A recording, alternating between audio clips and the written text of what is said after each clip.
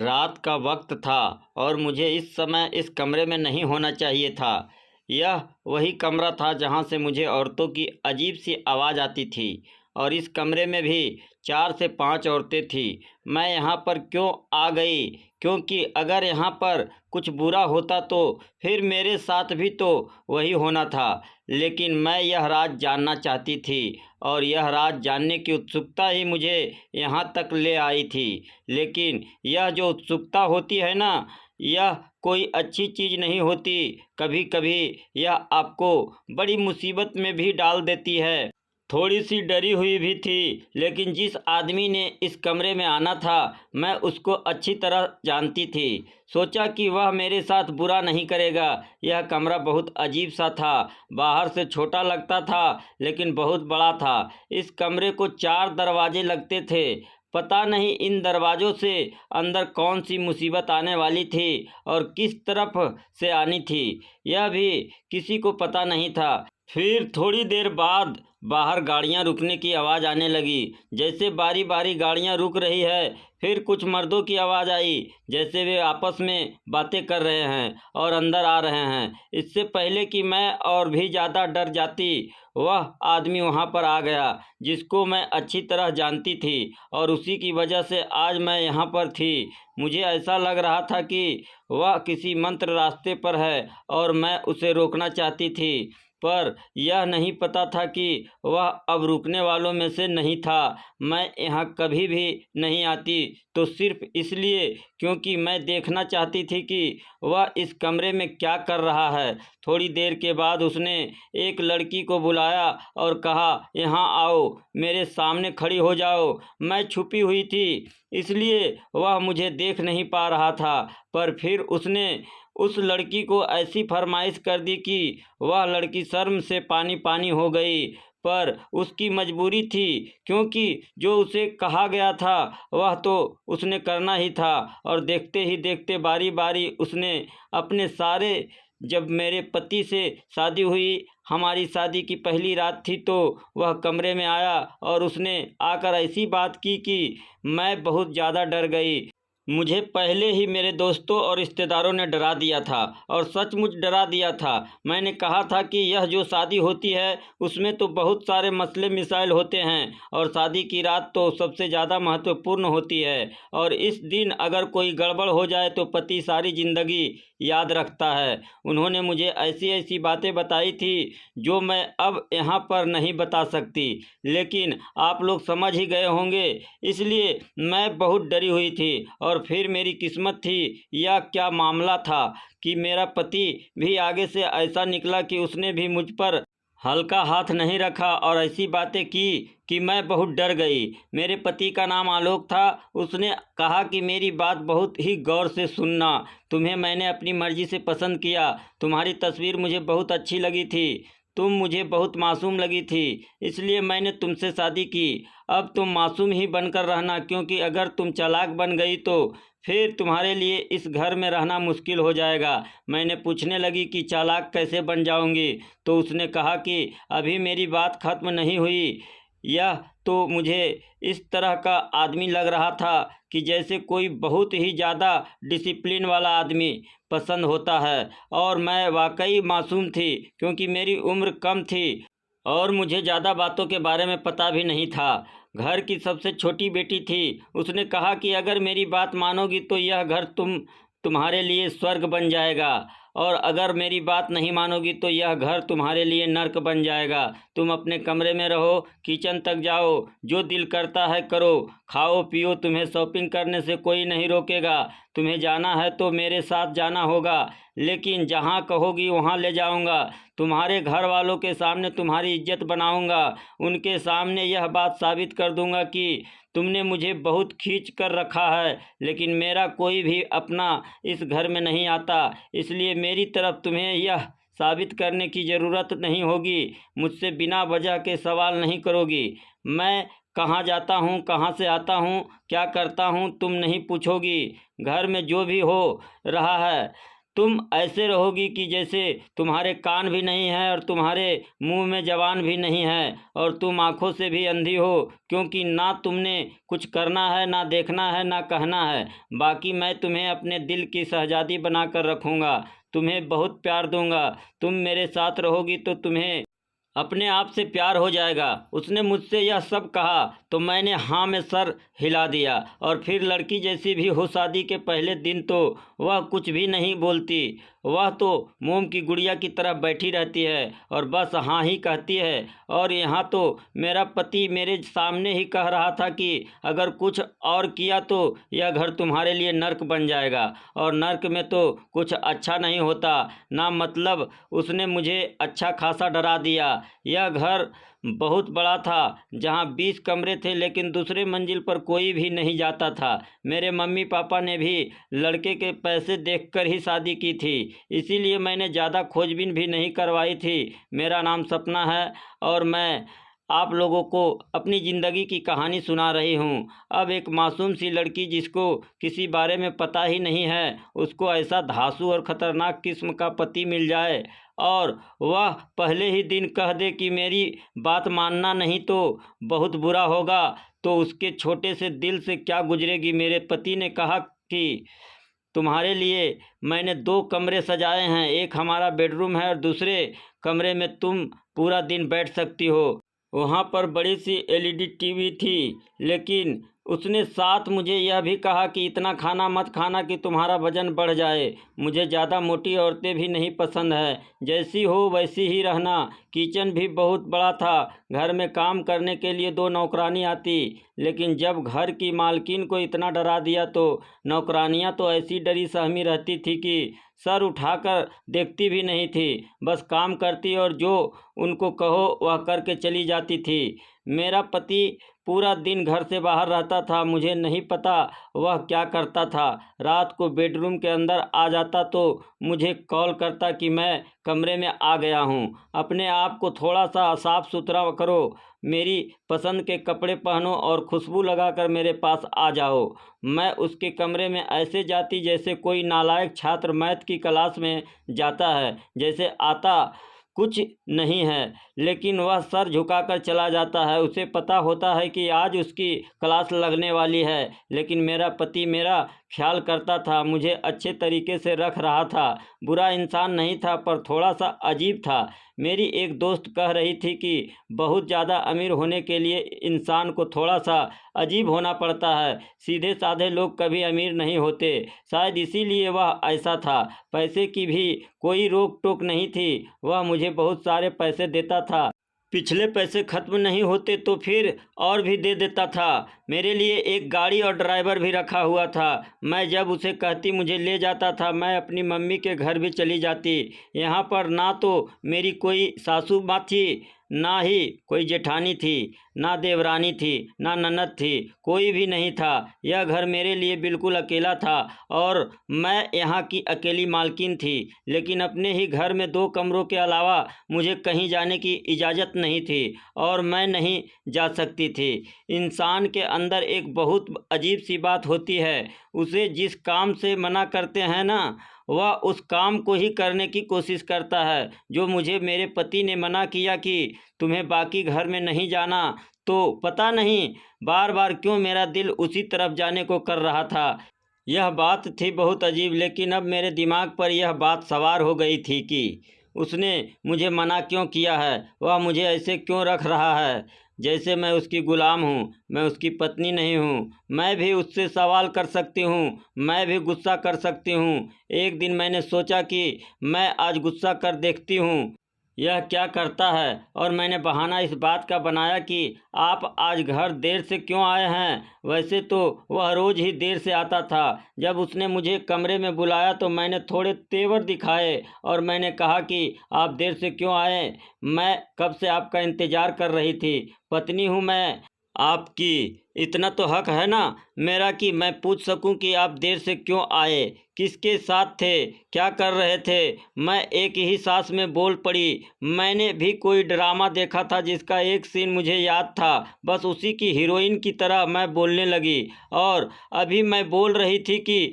मेरे पति का जोरदार थप्पड़ मेरे मुंह पर आकर लगा और मैं एक तरफ गिर गई। मुझे आज तक मेरे पापा जी ने भी कभी नहीं मारा था और मेरे पति ने जब मेरे मुंह पर थप्पड़ ही दे मारा तो मैं हैरान रह गई।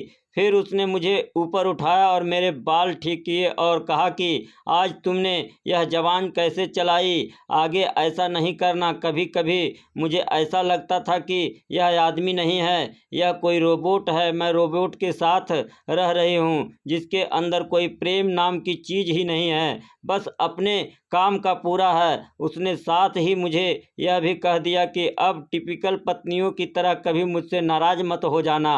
तुम्हें थप्पड़ मार दिया तो क्या हुआ, यह सब तो चलता ही रहता है। वैसे भी गलती तुम्हारी थी, तुम्हें मेरे सामने जबान नहीं चलानी चाहिए थी। मैं तो इतना डर गई थी कि मैं कैसे जबान चलाती। मैं उससे नाराज़ भी नहीं हुई और बिल्कुल नॉर्मल हो गई।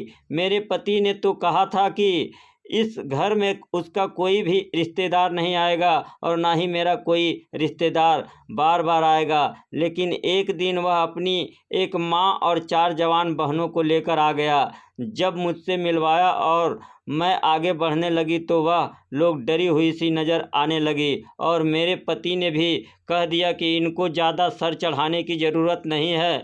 उनको एक कमरे में जगह दे दी, लेकिन मुझे कहा कि तुम वहाँ नहीं जाओगी और उनके कमरे में खाना पीना नौकरानी दे दिया करेगी। तुम पहले की तरह ही रहोगी, बिल्कुल ऐसे जैसे यह लोग यहाँ पर है ही नहीं। यह सब मेरे लिए मुश्किल था। एक घर में इतनी सारी लड़कियाँ रह रही थी और मैं उनसे ऐसे कैसे पेश आ सकती थी कि वह यहाँ पर है ही नहीं। वैसे भी मैं पूरा दिन बोर होती रहती थी। जैसा मैंने पहले बताया था कि इस घर में काम करने वाली नौकरानी आँख उठाकर बात भी नहीं करती थी। मेरे पास करने के लिए कुछ नहीं होता था। मैं शॉपिंग करके टीवी देखकर फिल्में देखकर तंग आ गई थी। यह सब कुछ आपको अच्छा तो लगता है, लेकिन जब आपको रोज़ यही सब करने को मिले तो फिर अच्छा नहीं लगता, फिर इंसान बोर हो जाता है। मुझे पता है कि वह मेरी ज़िंदगी के कोई अच्छे लोग नहीं थे। सासू माँ कभी भी अच्छी नहीं होती और पति की बहन तो वैसे ही आपको तंग करती है, लेकिन क्या पता कि वह अच्छी होती और मेरे साथ अच्छे से रहती तो फिर मुझे क्या था। मैं बुरी इंसान तो नहीं थी, पर मेरे पति ने कह दिया तुम इनके मामले में मैं नहीं बोलूँगी। मैंने भी अपने पति से थप्पड़ खाया था, जो वह कहता मैंने मान लिया। उसने उसे थप्पड़ वाली बात को बिल्कुल भी दोबारा नहीं किया, जैसे कुछ हुआ ही नहीं है। ऐसे फिर रहा था कि जो किया है बिल्कुल ठीक किया है। लेकिन उस दिन के बाद मुझे यह बात ज़रूर समझ आ गई थी कि मैं कुछ भी बोल नहीं सकती हूँ। अब मेरे दिल में मेरे पति के लिए जहर पनपने लगा था। ऐसा लगता था कि वह पिंजरे में रखने के लिए एक सुंदर पंछी को लाया है, लेकिन उस पंछी को आज़ाद नहीं करना चाहता। अपनी मर्जी होती थी तो अच्छे से बात करता था, मूड खराब होता तो बातें सुनाता, गुस्सा करता बाहर ले जाता तो वहाँ पर भी मैं अपनी मर्जी से कुछ नहीं कर सकती थी। किसी को आंख उठाकर देख भी नहीं सकती थी। अगर देख लेती तो सवाल करता था क्या देख रही थी, किसको देख रही थी। जब हम किसी होटल में जाते तो खुद ही अपनी पसंद का खाना ऑर्डर कर लेता और फिर मुझसे पूछता कि खाना अच्छा है ना। इसी तरह अगर शॉपिंग की बात करता तो अपनी पसंद की चीज़ें लेकर दे देता और बाद में कहता था कि कितनी अच्छी लग रही हो तुम और यह सूट अच्छा लग रहा है। यह तो वही बात हो गई थी कि पिंजरा सोने का था, लेकिन था तो पिंजरा ही। जो मेरे साथ हो रहा था उनके साथ भी वही हो रहा था। वह तो अपने कमरे से बाहर भी नहीं निकलती थी, मैं तो फिर भी बाहर निकल जाती, किचन में चली जाती। मेरा पति मुझे कहीं ले जाता, लेकिन उन लोगों को तो जैसे कैद करके रखा था। पर वह लोग आपस में तो बात कर लेती होगी। और मैं तो अकेली रहती थी। सुबह मुझे मेरे पति सोते हुए छोड़कर चला जाता और पूरा दिन ना मुझे उसकी शक्ल दिखाई देती थी और ना ही मुझे फ़ोन करता था। अब मैंने सोचा कि पता तो चले कि दिन भर करता क्या है, लेकिन फिर मुझे यह पता चला कि वह घर पर ही होते हैं, क्योंकि उसकी गाड़ी भी घर पर खड़ी रहती थी और ड्राइवर भी। और चौकीदार के मुंह से निकल गया कि साहब तो अंदर ही हैं। मैं हैरान थी कि अगर अंदर था तो फिर कहाँ था, और मेरे कमरे में तो नहीं था। मुझे तो कह कर गया था कि मैं घर पर नहीं हूँ। मैंने अपने पति पर थोड़ी नज़र रखी तो मेरे सामने यह बात आई कि वह अपनी माँ और बहनों के कमरे में चला जाता था। अब तो रात को भी वहीं पर होता था, क्योंकि जब से वह लोग आए थे उसने मुझे अपने कमरे में बुलाना छोड़ दिया था। मुझे उस कमरे के अंदर जाने की इजाज़त नहीं थी, लेकिन मैं बाहर से तो सुन सकती थी कि अंदर क्या बातें हो रही है। और मैंने ऐसी आवाज़ सुनी कि मैं हैरान रह गई, क्योंकि अंदर से तो उन लड़कियों की सिसकियां लेने की आवाज़ आ रही थी। मेरे पति कमरे में गए और अंदर से ऐसी आवाज़ आ रही थी, लेकिन उन्होंने कहा था कि उनकी माँ और बहनें हैं, लेकिन उनकी शक्ल से तो वह ऐसा नहीं लग रहा था, क्योंकि मेरे पति का रंग सांवला था और वह बहुत ज़्यादा सुंदर और गोरी लग रही थी और मुझे उनसे बहुत डर भी लग रहा था। मेरे पति की तो शक्ल ही ऐसी थी कि जैसे वह कोई गलत काम करता है, इसलिए मेरा पहला शक उसी पर ना जाता तो और कहाँ जाता। इसलिए मैंने सोच लिया कि वह मुझसे झूठ बोल रहा है। उसने मुझे कहा कि औरतों को मैंने बाहर निकालने की अनुमति दी है, लेकिन तुम उनसे बात नहीं करोगी। अगर मुझे पता चल गया कि तुमने उनसे बात की है तो मुझसे बुरा कोई नहीं होगा, और यह मत समझना कि मुझे पता नहीं चलेगा। तुम्हें पता भी नहीं है कि इस घर में कैसे कैसे सिस्टम लगे हुए हैं। तुम पूरा दिन क्या करती हो मुझे पता चल जाता है। यह सुनकर मैं परेशान हो गई। मुझे लगा कि उसने कैमरे लगाए हुए हैं, तभी तो वह कह रहा है कि पूरा दिन तुम क्या करती हो मुझे पता चल जाता है। यहाँ सिस्टम लगे हैं, लेकिन मैंने औरतों को दूर से देखा। मेरे पति शायद उन्हें बाहर लाने की इजाज़त दी थी और वे दोनों गार्डन में बैठे थे, कहीं जा नहीं सकती थी। उनकी हालत बड़ी अजीब लग रही थी। वह लंगड़ा लंगड़ा के चल रही थी, और जब मैं थी तो उनकी हालत इतनी बुरी नहीं थी। अभी तो बहुत बुरी हो गई थी। नौकरानी ने उनको खाना भी वहीं दे दिया और मैंने देखा कि वह खाना खाते हुए रो रही थी, लेकिन उनकी माँ उन्हें समझा रही थी और कह रही थी कि चुपचाप खाना खा लो, और खाना ऐसे खा रही थी जैसे 4 दिन बाद उनको खाना मिला है। मैंने नौकरानी से पूछा कि यह जो मेरे पति की बहनें हैं, क्या तुम रोज़ खाना नहीं देती? तो पहले तो बता नहीं रही थी, बाद में कहने लगी कि जब साहब कहते हैं तो तब खाना दे देती हूँ। मैंने कहा कि फिर भी तुम्हें इतना तो याद होगा ना कि तुमने उनको आखिरी दफ़ा कब खाना दिया था? तो उसने कहा कि परसों दिया था। यानी कि इन लोगों को इतने दिन तक खाना नहीं दिया गया था और उसके बाद अब खाना दिया था। मैंने कहा कि तुम्हारे साहब ने ऐसा क्यों कहा है? कोई इतनी देर तक कैसे भूखा रह सकता है? यह तो जुल्म है। उसने कहा कि यहाँ एक और जुल्म भी है। यह शब्द उसकी ज़बान से निकल गया। मैंने कहा कि मुझे बताओ क्या बात है, तो वह डरने लगी। उसने कहा कि नहीं, मैं नहीं बताऊंगी। फिर मुझे भी अचानक से याद आया कि इस घर में तो कैमरे लगे हुए हैं, मुझे ऐसी बात नहीं करनी चाहिए। लेकिन मैंने इंटरनेट पर एक वीडियो देखी जिससे यह पता चल जाता है कि अगर आपके घर में कैमरे लगे होते हैं तो क्या होता है। मैंने अपना फ़ोन का कैमरा ऑन एन किया और पूरे घर को स्कैन किया। अगर कैमरा लगा होता तो मुझे कहीं से लाल रोशनी नज़र आ जाती। यही तरीका है पता लगाने का, कैमरा लगा हुआ है या नहीं, यानी कि हिडन कैमरा। लेकिन ऐसा कुछ नहीं था, पूरे घर में कोई कैमरा नहीं था। इसका मतलब क्या है? मेरा पति हम लोगों के दिमाग के साथ खेल रहा था। उसने यह झूठ बोला था हमें बेवकूफ़ बनाने के लिए कि मैं कह दूंगी कि कैमरे लगे हैं तो यह अपनी जगह पर बैठी रहेगी। कुछ तो ऐसा हो रहा था उस कमरे में जो वह मुझसे छुपा रहा था, बल्कि डरता भी था कि कहीं मैं वहां तक ना पहुंच जाऊं। सारी चीज़ें मिलकर मुझे उस तरफ जाने के लिए विवश कर रही थी जहां पर शायद मुझे नहीं जाना चाहिए था। बात ऐसी थी कि जब मेरा पति उस कमरे में जाता तो वहां से अजीबोगरीब किस्म की आवाज़ आती थी, औरतें चिल्लाती थी। और अब जब मेरा पति वहां से बाहर निकला तो उसके हाथों में बहुत सारे पैसे थे। मैं हैरान रह गई। मेरा पति मुझे उन औरतों के करीब ही नहीं जाने देता कि अगर वह एक कमरे में खड़ी है तो तुमने उस कमरे में भी नहीं जाना, और यह बात वैसे करता था कि जैसे अगर मैं चली गई तो वह मुझे अपनी ज़िंदगी से निकाल देगा। मेरे माँ बाप मेरा इस आदमी के साथ शादी करवा कर बहुत खुश थे। वह कहते थे कि बहुत अच्छा इंसान है, सिर्फ तुम्हें कितनी अच्छी तरह से रखा हुआ है, ऐसे हम तुम्हें कभी भी ना रख पाते। बात तो ऐसी ही थी। मैं अपनी बहनों में सबसे छोटी थी। मेरी सारी बहनों का रिश्ता जिस जगह पर हुआ था वह बिल्कुल भी खुश नहीं थी। उनको अपने सारे काम खुद करने पड़ते थे। उनके पति भी उनका ख्याल नहीं करते थे।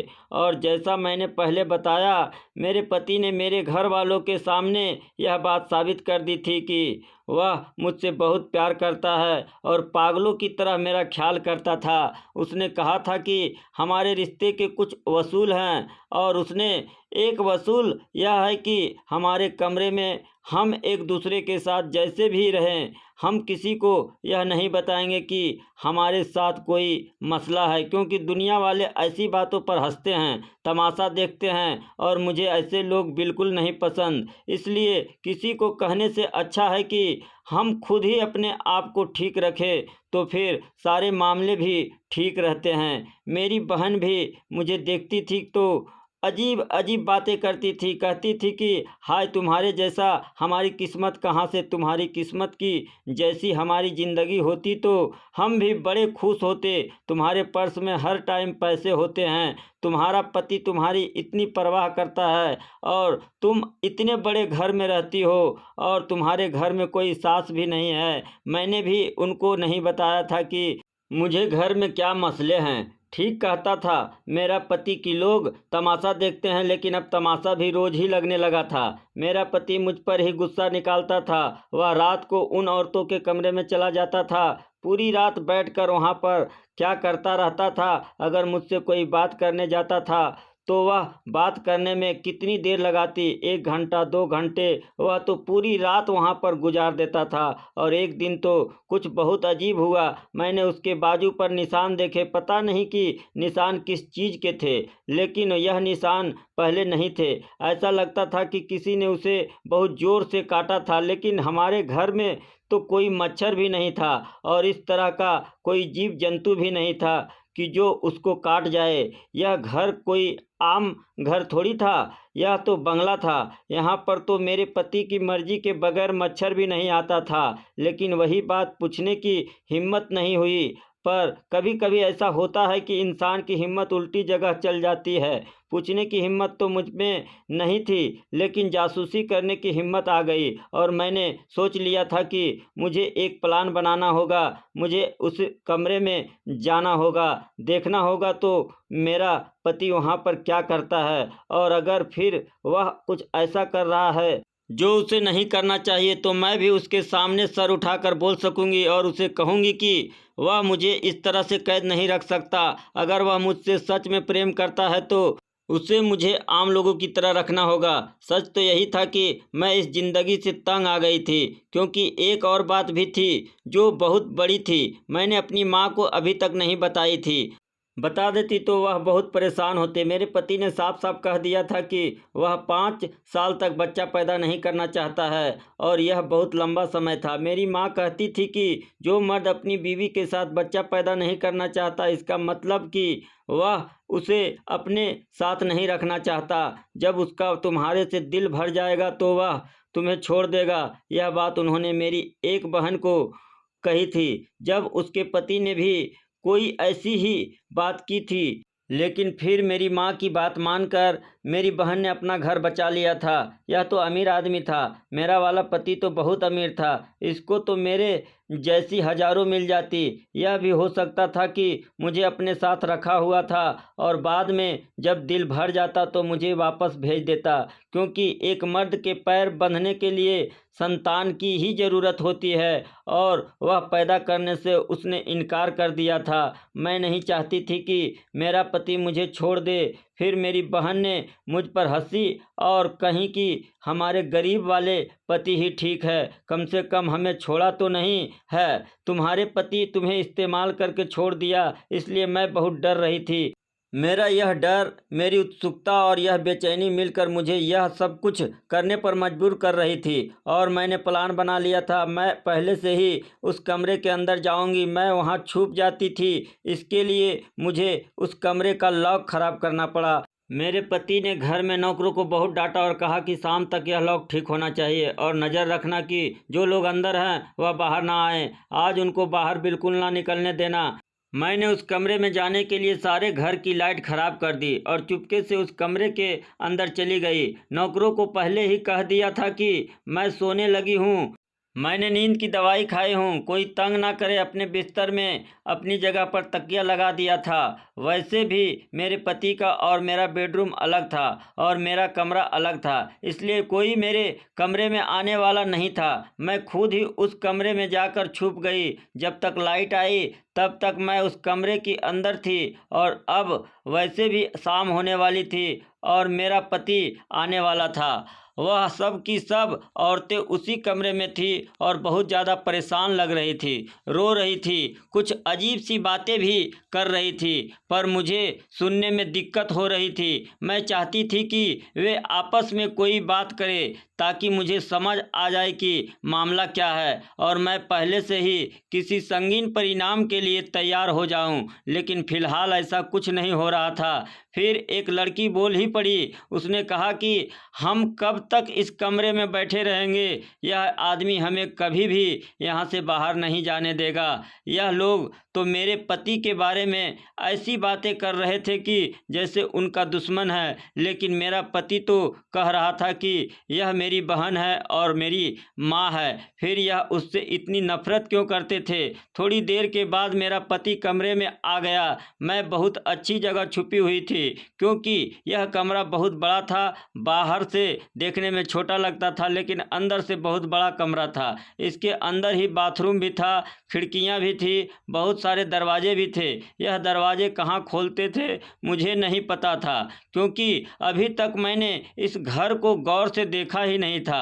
मुझे तो बस अपने कमरे से दूसरे कमरे तक जाने की ही अनुमति थी, इसलिए मुझे अजीब सा लग रहा था। ऐसा लग रहा था जैसे मैं ही सबसे बड़ी पागल हूँ जिसको अपने ही घर के बारे में नहीं पता। मेरा पति वहाँ पर आ गया और उसने कहा कि मैंने तुम लोगों के पीछे बहुत मुश्किल उठाई है, अपने भाई से कहो कि मेरा कर्जा वापस कर दे। मैं तुम लोगों का क्या करूं? वह इस दुनिया का सबसे बुरा आदमी है। तुम लोगों को आज से उठाकर यहाँ ले आया। एक तरह से देखा जाए तो उसने तुम लोगों को बेच दिया है। मैं सारी रात यहाँ नहीं बैठ सकता, मैं थक गया हूँ। अपने भाई से कहो कि मेरा कर्जा वापस करे, वरना मुझे तुम 5 औरतों का क्या करना है। पहले से ही शादी कर चुका हूँ, मेरी एक पत्नी है। अगर उसने मुझसे सवाल करना शुरू कर दिया तो मैं उसको क्या जवाब दूंगा। वह बहुत अच्छी है, मेरा बहुत ख्याल रखती, मेरी हर बात मानती है, लेकिन यह बात ऐसी है जिस पर उसे सवाल करने का अधिकार है और मैं उसे रोक नहीं सकता। मैं अपने पति की बातें सुनकर हैरान हो रही थी। इसका मतलब कि मामला कुछ और ही था। यह ना तो उसकी माँ थी ना ही उसकी बहन थी। मेरा पति जिस तरह से मेरे बारे में अच्छा बोल रहा था, अब मुझे बहुत शर्मिंदगी होने लगी और मैं सामने आ गई। जब उसने मुझे देखा तो वह भी हैरान हो गया। मुझे डर भी बहुत लग रहा था, लेकिन उन सब के सामने उसने मुझे कुछ नहीं कहा। मैंने कहा कि मुझे माफ़ कर दे, आप पूरी रात यहाँ बैठ जाते थे और आपके पास उस दिन पैसे थे। उसने कहा कि वह पैसे मुझे इन्हीं लोगों ने दिए थे। इनके भाई ने मेरे साथ बिजनेस करने की बात की थी और मुझसे बहुत सारे पैसे लिए थे। मैं तब से ही इनके पीछे पड़ा था कि मुझे पैसे वापस कर दे। इनके भाई से भी बातें कर रहा था, लेकिन वह इतना बुरा आदमी है कि उसने पैसे नहीं वापस किए और कहा कि मेरी माँ बहनों को अपने पास गिरवी रख लो। लेकिन इन लोगों को मेरे घर के बाहर छोड़कर चला गया और अब उसका फ़ोन तब से बंद है। मैं उस दिन से बहुत परेशान हूँ। तुम्हें क्या बताता कि औरतें कौन हैं, हमारे घर में क्यों हैं, इसलिए झूठ बोलना पड़ा कि यह मेरी माँ बहन है। अगर तुम यहाँ तक जासूसी करती हुई आई हो तो इसमें तुम्हारा कोई कसूर नहीं है। तुम्हारी जगह कोई भी होता तो वही करता। जिसका पति घर में 5 औरतों को उठा कर ले आए और ठीक तरह से बताया भी नहीं कि क्या है, तो वह तो ऐसा ही करेगी। इसका मतलब कि उनके अपने भाई ने उनको बेच दिया था। वह बुरी तरह से रोने लगी और कहने लगी कि हमें तो खुद नहीं पता हम क्या करें, हमारे पास तो कुछ भी नहीं है, अगर होता तो हम चले जाते। तुम भले आदमी हो जो तुमने हमें यहाँ इज्जत से रखा है, बाहर घूमने फिरने की इजाज़त भी दी है, खाना भी देते हो। अगर तुम्हारी जगह कोई और होता तो अब तक पता नहीं क्या कर चुका होता। मेरे दिमाग में एक आइडिया आया। हम लोग अपने कमरे में वापस आ गए। मेरे पति ने कहा कि तुम ही बताओ मैं क्या करूं। मैंने कहा कि आप इनको काम पर रख लें, कुछ लोगों को घर में काम पर रख लें, कुछ लोगों को फैक्ट्री में, और इनका खाना पीना हमारी तरफ से होगा और इनकी जो पगार बनेगी उससे आप अपना कर्ज चुका लीजिए, क्योंकि इनका भाई तो इनको ऐसे ही छोड़कर चला गया। अब हम भी इनको यहाँ से निकाल देंगे तो यह कहाँ जाएगी। मेरे पति ने कहा कि मैं तो तुम्हें मासूम और बेवकूफ़ समझता था, लेकिन तुमने बहुत अच्छी बात की है, क्योंकि इनका कोई कसूर नहीं है। मेरा भी दिल नहीं मान रहा था, पर मैंने इन पर सख्ती करने की कोशिश की, इनका खाना पीना बंद किया, पर उस आदमी को कोई परवाह नहीं है। तब वह औरतें हमारे घर में काम करने लगी। उनकी माँ घर में बहुत अच्छा खाना बनाने लगी है। 2 बेटियां घर के काम-काज संभालती है, क्योंकि मेरे यहाँ संतान होने वाली है, इसीलिए अब मुझे भी कुछ लोगों की ज़रूरत है। बाकी 2 बेटियां फैक्ट्री में काम करती है और इसी तरह से सब कुछ हो रहा है। तुम लोग मुझे बताओ कि मैंने अपने पति को अच्छा मशवरा दिया या नहीं, क्योंकि मुझे इसके अलावा कुछ समझ नहीं आया। पर अब जब से मेरे पति को पता चला है कि हमारे यहाँ संतान होने वाली है, वह मुझे बहुत प्यार करता है, मेरा बहुत ख्याल रखता है और अब हमारी ज़िंदगी भी अच्छी गुजर रही है। यह लोग बहुत अच्छे हैं, खुददार हैं। इन लोगों को हमारी बहुत फ़िक्र है। मुझे नहीं लगता कि यह हमारे साथ कभी भी बुरा करेंगे। दोस्तों, यह कहानी आपको कैसी लगी कमेंट के माध्यम से हमें ज़रूर बताएं, और ऐसे ही कहानी सुनाने के लिए मेरे चैनल को लाइक और सब्सक्राइब ज़रूर करें। धन्यवाद।